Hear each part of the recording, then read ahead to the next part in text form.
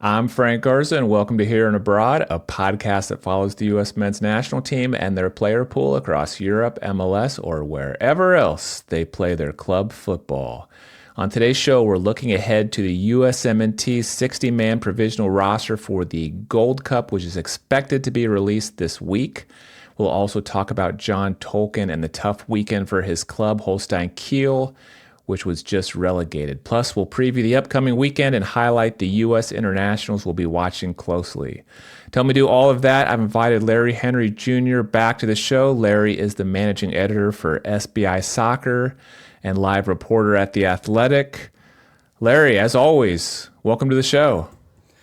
Hey Frank, good to be back with you as always. Thanks for the invite, and yeah, excited to break everything down with you. I know we got a lot of things coming up in the next couple weeks, couple months, so excited to have some USMNT talk again. Yeah, after a long wait, we're finally getting close to getting our first taste of what some of these June rosters might look like. The 60-man provisional roster for the Gold Cup is due to be submitted 30 days before June 14th start of the tournament. So May 14th, May 15th, something like that. I would imagine it'll be submitted, and then I would expect not too long after that, CONCACAF will make those rosters public. So I think this week we'll get our first look at it. When you get your hands on that provisional roster, what are some of the things you're going to be looking for? I think starting out is just seeing some, obviously the expected players that we expect to be there, right? Christian Pulisic and a lot of the others, Josh Sargent, Haji Wright, hopefully on that roster as well. We know that there's going to be some players that aren't available due to FIFA Club World Cup commitments, like Weston McKennie and Timmy Weah. A couple names I'm hoping to see that we haven't seen for a little bit. One would be Serginho Dest.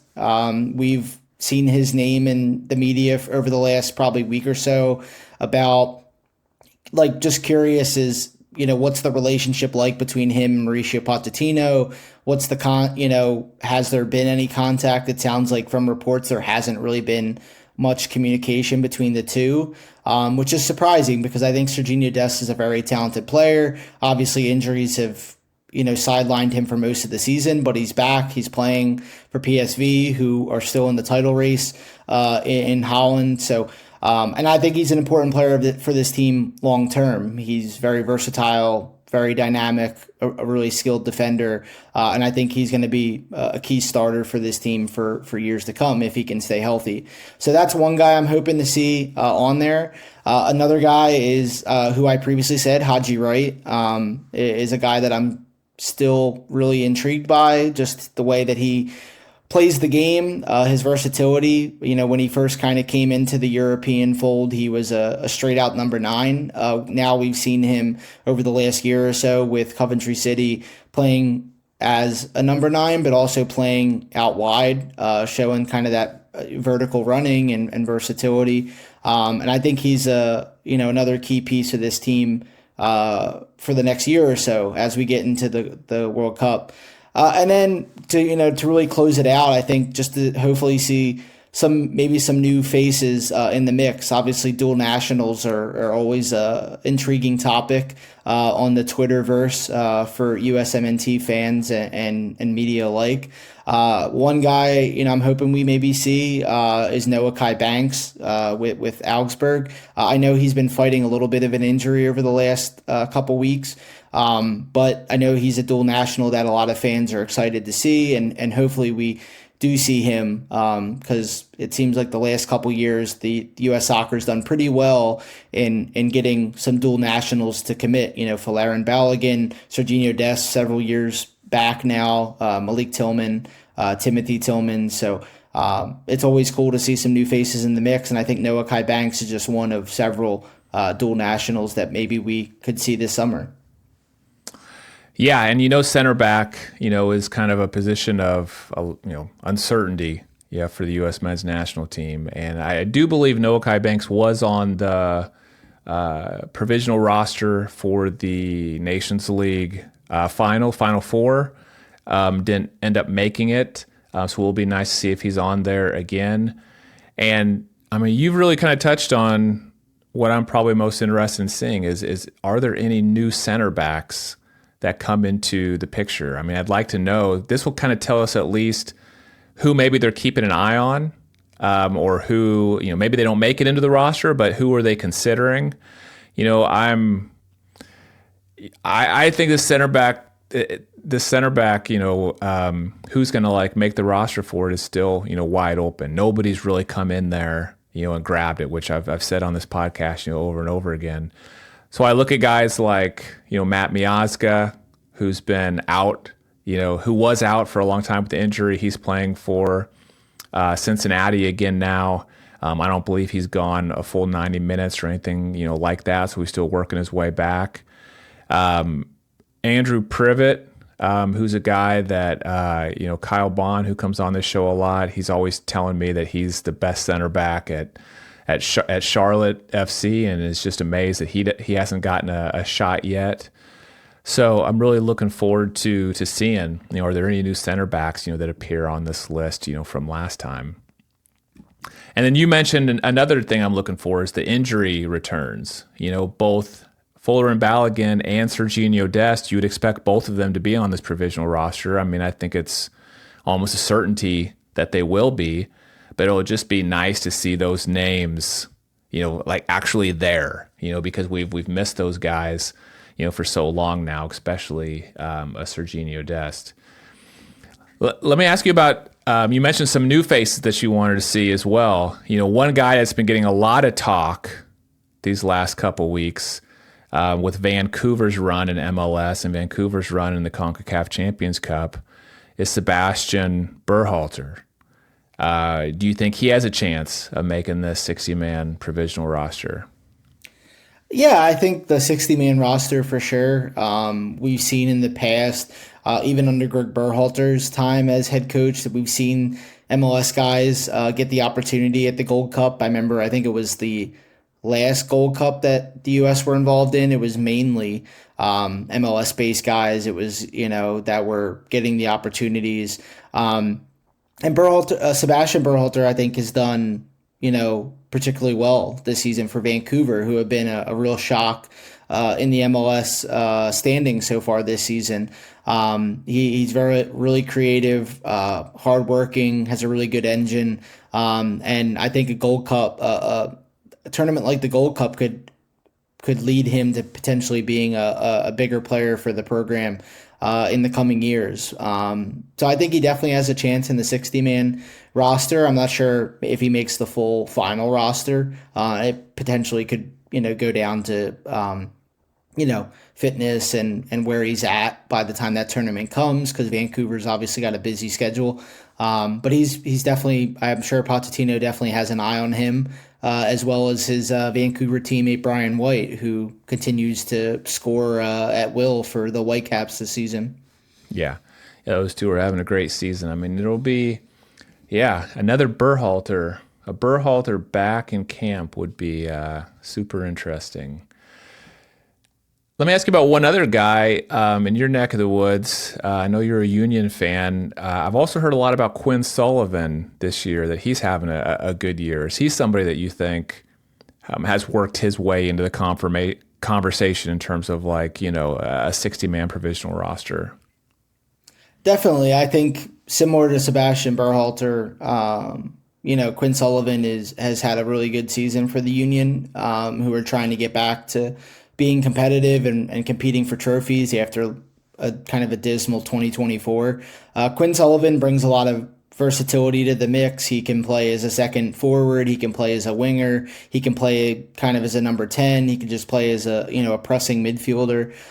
He's had a really good season. I think Bradley Carnell's been definitely pleased with him. I was able to talk to Quinn before the season, and he was just excited for kind of to flip the page on 2024. He had his best season in Union colors. The team, however, didn't, which maybe kind of overshadowed that. But overall, I know he was pleased to get going this season. Even asking him about the national team, and his hopeful future, and he was excited for that. And obviously with Pochettino coming in, is an exciting time. So I think he's definitely has a chance of making the 60-man roster as well. We've seen kind of several Union players over the past few years that have been able to get into the provisional rosters. The Aronson brothers in the past, Mark McKenzie, Austin Trusty, Nate Harrell, Jack McGlynn, who's no longer with the Union but is doing good things with Houston Dynamo. So the Union just continue to kind of pump out the academy products, and they've definitely relished in that opportunity of early playing time. Another guy I expect to be on this provisional roster, and I still think it's going to be really tight for him to make a final 23, 26-man roster, is John Tolkin from Holstein Kiel. Looking back on the weekend for him, wasn't a great weekend. He made the transfer over to Holstein Kiel in the Bundesliga this winter. They were already deep in a relegation battle, so you knew it was kind of a risk. This weekend they did officially get relegated, so they'll be in Bundesliga 2 next season. So you knew it was kind of a risk this winter for him, making that move. Now that we can look back on it, do you think it was a bad move for him, or do you still think it was a good move despite them, being relegated this year? Yeah, it's tough to say. I think it was a good time for him to go. He had already, had a couple seasons under his belt with the Red Bulls, and I think he was ready for that opportunity to go abroad. He's still young. He's 22. So I think the time was right for him to go.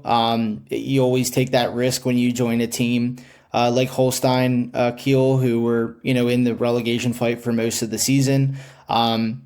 And I'm curious to see what happens next because, I haven't heard anything on my end, exclusively that, he's going to be leaving the club. I just imagine that I don't see him dropping into the 2 Bundesliga solely for the fact that I think he's a good enough player to play for a Bundesliga team next season. And, too, I just think that maybe, I don't know what the financials are going to be for the club, but, if they're able to get a decent amount of money for him to sell him in the summer, they might have to just because of the drop-off of dropping into the second division.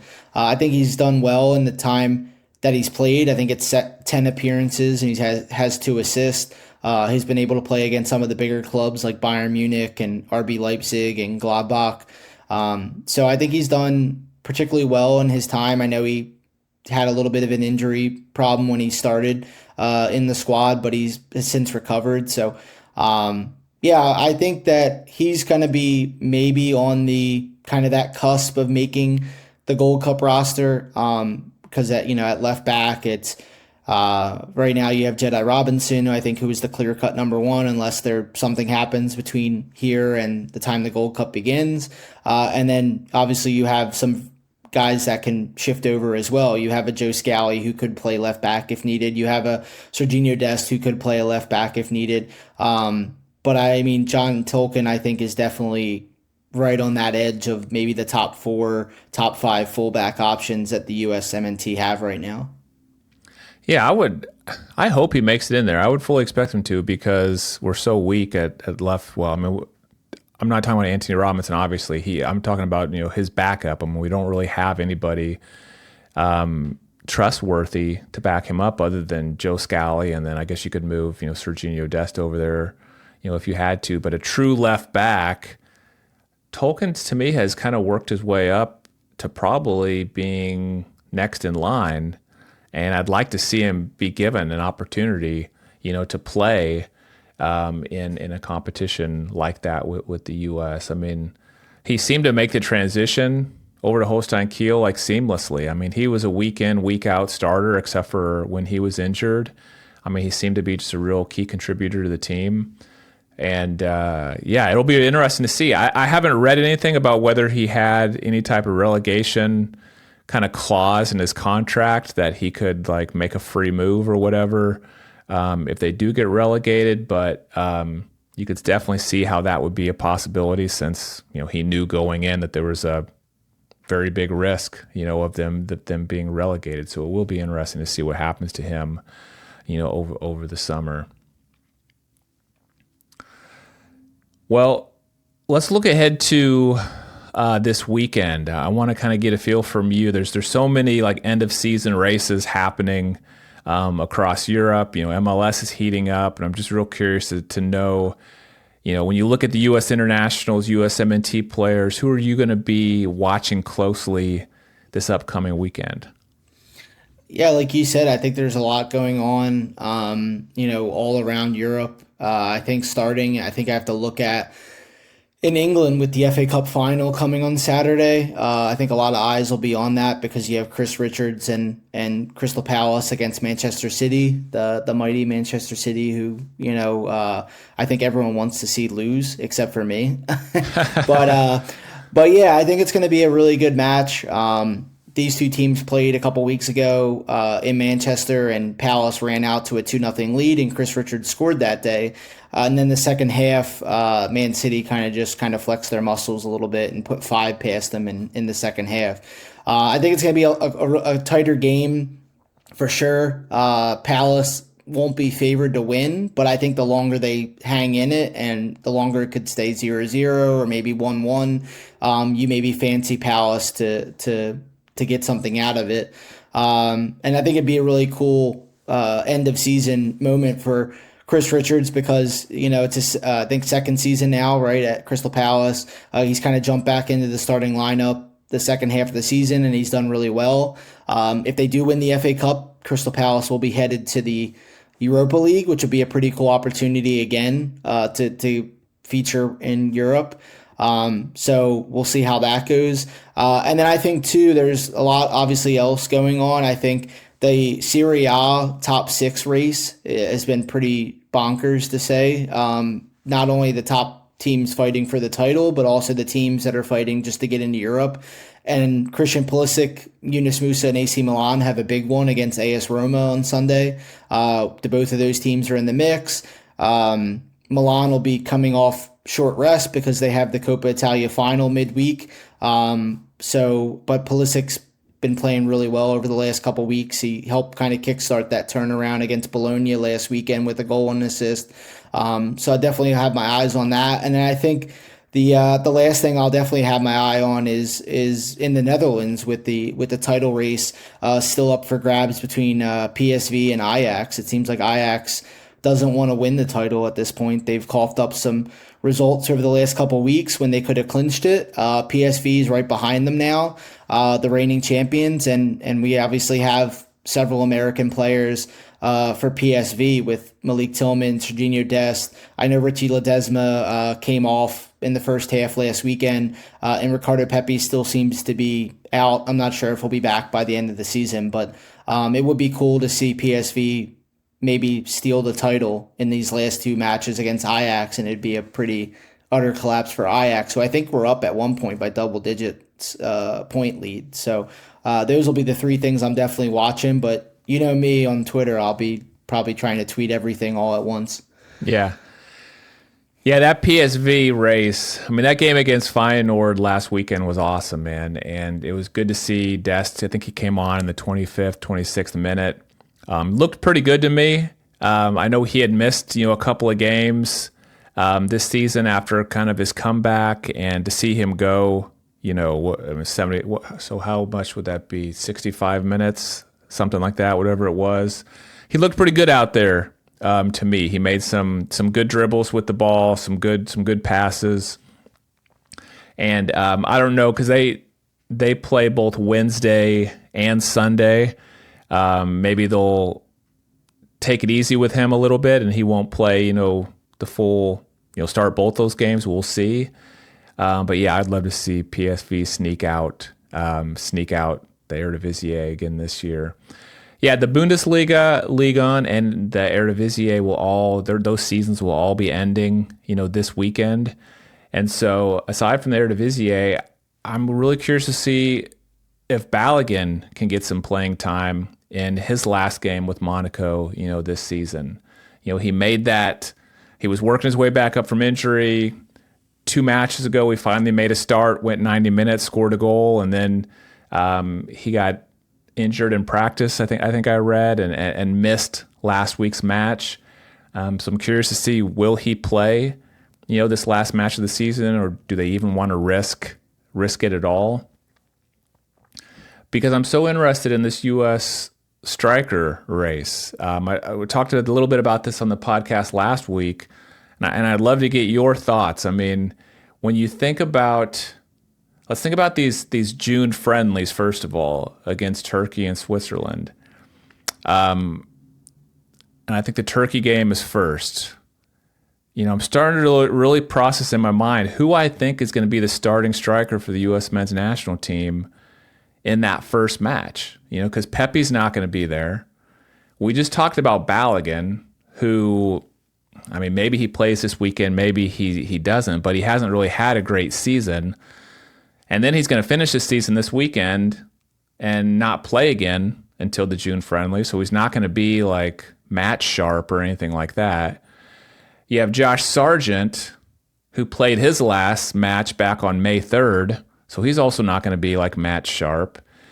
I mean, I'm starting to think it's going to come down to Brian White or Patrick Agyemang in terms of who Pochettino starts in that match. What are your thoughts on who the leading candidate to start for striker is for the U.S. in that match? It's definitely going to be tough to really kind of narrow it down because, like you said, you have several guys trying to fight for that spot. Josh Sargent had a really good season for Norwich City, player of the season, was in the team of the season in the championship. Like you said, I think he'll be well rested, but maybe not match sharp by the time the games come around. I imagine he's probably getting a little bit of a break before he starts training up again. Haji Wright, we kind of don't know his status right now because, Coventry's still fighting to get to the playoff final. And if they do advance, that would be coming up on the 24th. So he would still have another game before the international window. I think he's had a really good season, but he's obviously gone through some spurts just because he was out with injury as well, like Sargent was. I think Balogun, we have to see what happens. Like you said, it was really cool to see him come back, get a start, and score. And then, unfortunately, a little frustrating. He misses the last match, and I know Monaco's in that race for Europe, and I'm pretty sure they're either locked into a European spot no matter where they finish. They booked their Champions League spot last weekend. Yeah, so they're in the Champions League for next season, so they might not want to risk Balogun in the last match. And then, like you said, the two guys for MLS, Patrick Agyemang, who we've seen a couple times already, scored a couple goals. Brian White has been red hot in MLS. I'm curious if we see either one of these guys lead the line. I'm not sure. But, it seems like Pochettino is willing to give that opportunity to any of these guys, no matter where you're playing, if it's MLS or in Europe. So, he might ride the hot hand, and at that point it might be a Brian White or a Patrick Agyemang, and then you bring somebody like a Sargent or a Haji Wright off the bench, and which isn't a bad thing. It's obviously you want to play the best players, and they're going to have those friendlies, and they're going to have the quick turnaround for the group stage, and they're going to have 3 matches for that. So, and then potentially more advancing into the knockout stage. So it'll be interesting to see. I think if I had to put money on it, I still think Josh Sargent maybe gets the nod. Just because I think Pochettino probably still wants to see what Josh Sargent can do, and I think that scoring drought for the national team has been several years now, and I'm sure he wants to break out of that. But again, I wouldn't be surprised if he kind of just pulls a 180 and goes with a Brian White or a Patrick Agyemang.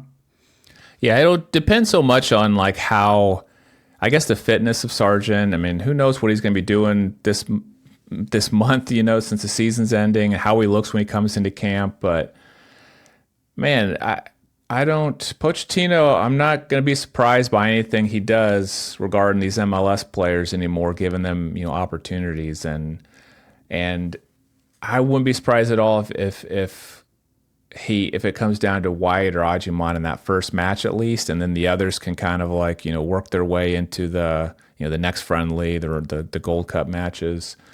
So I'm going to be keeping my eye on Ajiman because I think he has the edge because he's come in for the U.S. men's national team when he's played and scored goals, whereas Brian White hasn't done as well. And so you would think that gives him the edge, but he's just not having a good MLS season in terms of productivity, right now. So far, he has 3 goals in all competitions. 1 was a penalty. And so Brian White, on the other hand, is like tearing it up both in, CONCACAF Champions Cup and MLS.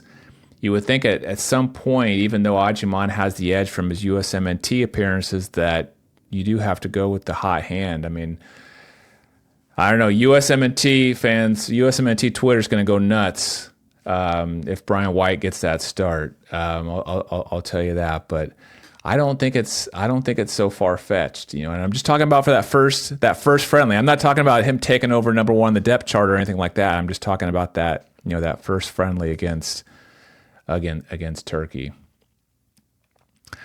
One other thing I think we should mention, you mentioned the Serie A race. You also have Venezia, who's now 1 point clear, of relegation. So keeping our eye on them and seeing if they can stay in Serie A this season is another thing I'm going to be keeping an eye on, over the weekend and the next weekend as well. Well, there you go, Larry. I will make sure and put links in the show notes to your X account, which is at lhenry019, and also to your work at SBI Soccer. Thanks so much for coming back on the show today. Appreciate it, Frank. Thanks for having me. And thanks to everyone for listening to Here and Abroad. If you enjoyed the episode, please do me a huge favor and hit that subscribe button if you're watching on YouTube, or that follow button if you're listening on Apple Podcasts, Spotify, or somewhere else. Thank you so much. I'm Frank Garza. You can follow me on X at FrankGarza007, and I'll be back next week with a new episode.